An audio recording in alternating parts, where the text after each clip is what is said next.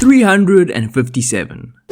That's how many goals these three guys scored in all competitions during their 3 seasons together. For reference, that's more than Manchester City as a team have scored in the past 4 seasons in the Premier League. They also would go on to win 9 trophies together, including a memorable treble, and coming close to equaling Pep Guardiola's record-breaking sextuple. But how were they able to do this? How did they manage to fit all that attacking talent into one team? And why did they only last 3 years together? This is the story of the greatest front three of all time. Messi was obviously the first of the trio to join Barcelona, doing so at the age of 13. Neymar joined 13 years later, and a year after that, Luis Suarez completed the collection. The addition of Messi went largely unnoticed. Neymar joining generated a ton of fanfare, but Suarez's move was shrouded in controversy.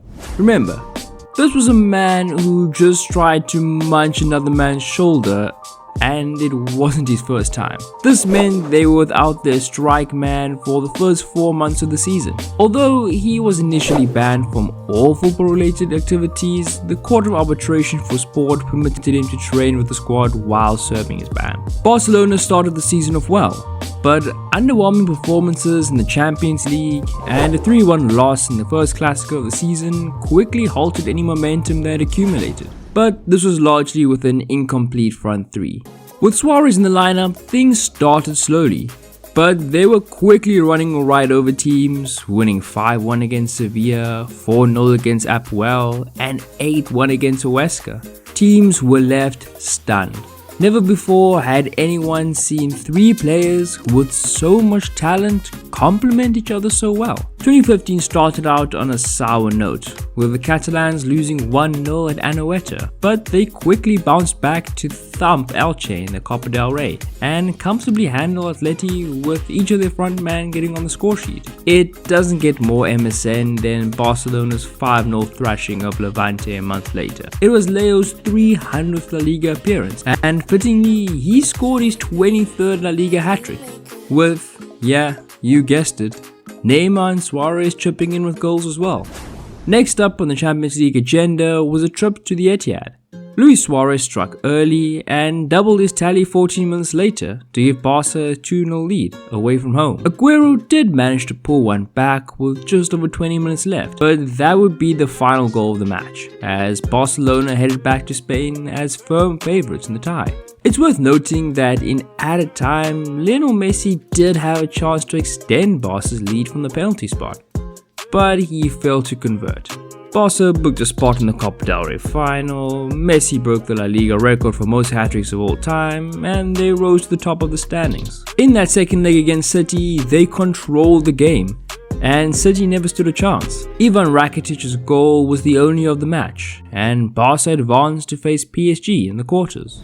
Before that though, there was unfinished business in La Liga, as the second El Clásico loomed, with the winner of that likely going on to win the league. Jeremy Mathieu opened the scoring, but Barca's lead was quickly erased by the man on a mission, Cristiano Ronaldo. Suarez and Barcelona would have the last laugh though, as he scored the winner and helped lift Barca to a 4-point lead over their bitter rivals. Back to the Champions League, and Barca flew to Paris to face off against a PSG team that would eventually cruise to another Ligue 1 title. Barcelona would completely dominate possession at the Parc des Princes, and while they did concede a late Jeremy Mathieu OG, a Neymar goal and a Suarez brace put Barca in a very commanding position. In the second leg, Neymar put on a show, and his brace helped Barca advance, winning 5-1 on aggregate. That set up a semi-final match with Bayern Munich and old friend Pep Guardiola. This tie was far more tighter than the 2 previous, and Bayern actually had more possession at the Camp Nou. But when you have a front three as potent as Barca's, games can swing in your favour in an instant. From being level at 0-0 with 14 minutes left in the game,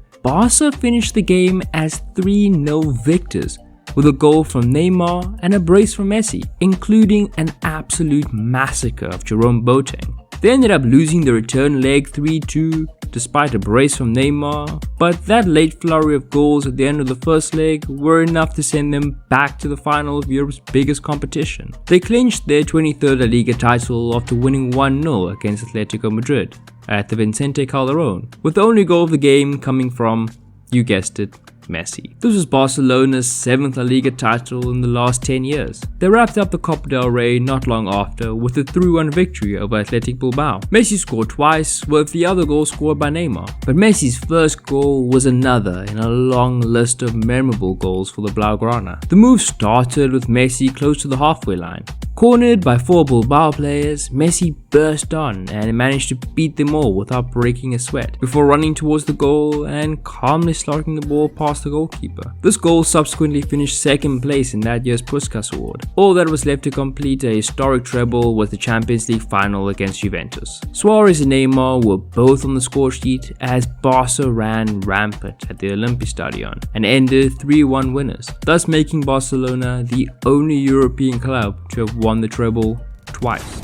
The next season, they brought similar dominance, ending up with 5 trophies in the year 2015, one shy of their own record set 6 years earlier. A brace from Messi in the UEFA Super Cup final against Sevilla helped them pick up their 4th, and they went on to beat Argentine side River Plate 3-0 in the final of the FIFA Club World Cup to capture their 5th, with Luis Suarez setting the record for most goals in the tournament with 5. The trio also finished in the top 5 of that year's Ballon d'Or race, with Messi winning the award.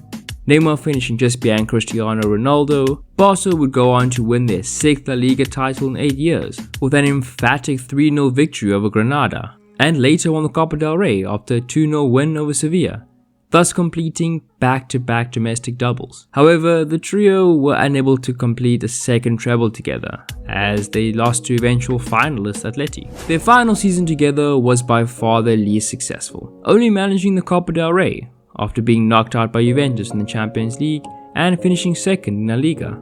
Things had clearly changed. There no longer seemed to be enough oxygen to go around for everyone, and in the case of Neymar, it seems like he felt the presence of Messi in particular was choking his career and legacy, so to say. He would leave after the season for a world record fee to PSG. Suarez would leave 3 years later, and the teardown was completed after Barca bid an emotional and entirely avoidable goodbye to their GOAT, Lionel Messi, in 2021. In some ways, the fact that we only got to see him for 3 years adds to the lore. It's unlikely we'll ever see something like it ever again. 3 all-time attackers, all put together at or near the peak of their powers, meshing like a jigsaw puzzle, winning everything together, reaching heights few could dream of, all while being the best of friends and loving every second together. It doesn't get much better than that.